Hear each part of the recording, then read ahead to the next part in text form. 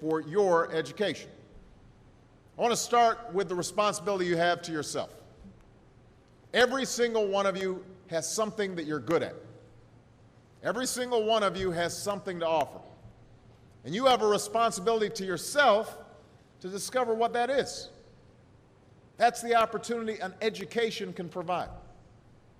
Maybe you could be a great writer, maybe even good enough to write a book or articles in a newspaper, but you might not know it until you write that English paper, that English class paper that's assigned to you. Maybe you could be an innovator or an inventor, maybe even good enough to come up with the next iPhone or the new medicine or vaccine, but you might not know it until you do your project for your science class. Maybe you could be a mayor or a senator or a Supreme Court justice, but you might not know that until you join student government or the debate team. And no matter what you want to do with your life, I guarantee that you'll need an education to do it. You want to be a doctor or a teacher or a police officer? You want to be a nurse or an architect, a lawyer or a member of our military? You're going to need a good education for every single one of those careers. You cannot drop out of school and just drop into a good job. You've got to train for it and work for it and learn for it. And this isn't just important for your own life and your own future. What you make of your education will decide nothing less than the future of this country. The future of America depends on you. What you're learning in school today will determine whether we as a nation can meet our greatest challenges in the future.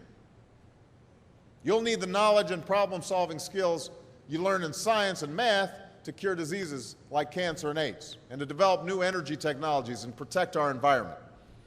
You'll need the insights and critical thinking skills you gain in history and social studies to fight poverty and homelessness, crime and discrimination, and make our nation more fair and more free.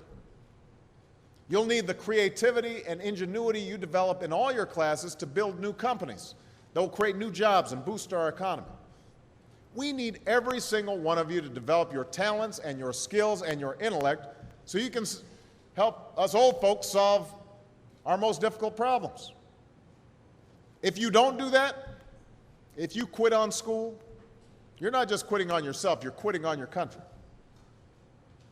Now, I know it's not always easy to do well in school. I know a lot of you have challenges in your lives right now that can make it hard to focus on your schoolwork. I get it. I know what it's like. My father left my family when I was 2 years old, and I was raised by a single mom who had to work and who struggled at times to pay the bills and wasn't always able to give us the things that other kids had. There were times when I missed having a father in my life. There were times when I was lonely and I felt like I didn't fit in. So I wasn't always as focused as I should have been on school, and I did some things that I'm not proud of, and I got in more trouble than I should have. And my life could have easily taken a turn for the worse. But I was lucky. I got a lot of second chances, and I had the opportunity to go to college and law school and follow my dreams. My wife, our First Lady, Michelle Obama, she has a similar story. Neither of her parents had gone to college, and they didn't have a lot of money. But they worked hard, and she worked hard so that she could go to the best schools in this country. So some of you might not have those advantages. Maybe you don't have adults in your life who give you the support that you need. Maybe someone in your family has lost their job and there's not enough money to go around. Maybe you live in a neighborhood where you don't feel safe or have friends who are pressuring you to do things you know aren't right. But at the end of the day, the circumstances of your life, what you look like, where you come from, how much money you have, what you've got going on at home, none of that is an excuse for neglecting your homework or having a bad attitude in school. That's no excuse for talking back to your teacher or cutting class or dropping out of school. There is no excuse for not trying. Where you are right now doesn't have to determine where you'll end up. No one's written your destiny for you, because here in America, you write your own destiny. You make your own future. That's what young people like you are doing every day all across America.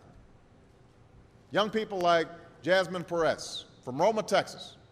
Jasmine didn't speak English when she first started school. Neither of her parents had gone to college.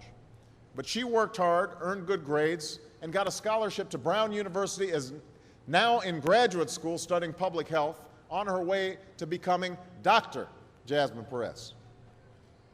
I'm thinking about Andoni Schultz from Los Altos, California, who's fought brain cancer since he was 3. He's had to endure all sorts of treatments and surgeries, one of which affected his memory, so it took him much longer, hundreds of extra hours, to do his schoolwork. But he never fell behind. He's headed to college this fall.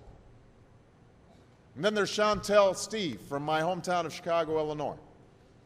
Even when bouncing from foster home to foster home in the toughest neighborhoods in the city, she managed to get a job at a local health care center, start a program to keep young people out of gangs, and she's on track to graduate high school with honors and go on to college. And Jasmine, Andoni, and Chantel aren't any different from any of you. They face challenges in their lives just like you do. In some cases, they've got it a lot worse off than many of you.